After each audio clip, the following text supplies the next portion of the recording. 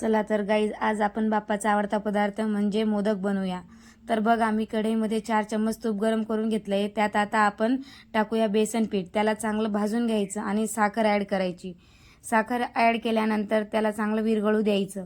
हे बघा, विरघळू द्यायचं चांगलं। तर आपली साखर आता विरघळून गेलेली आहे। आता त्याच्यामध्ये आपण दूध ॲड करायचं। दूध ॲड करायचं, कन्सिस्टन्सी बघून ॲड करायचं।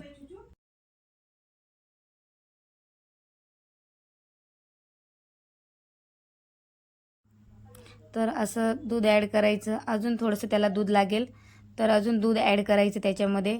कन्सिस्टन्सी बघून घ्यायची, नरम झाली आहे का नाही, आणि मग त्याचे मोदक बनवायला घ्यायचे।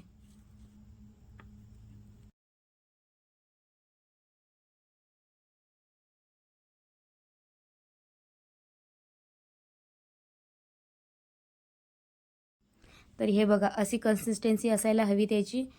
आणि हे बघा, आता मी त्याचे मोदक बनवते। हे बघा, आता आपले मोदक रेडी झालेले आहेत।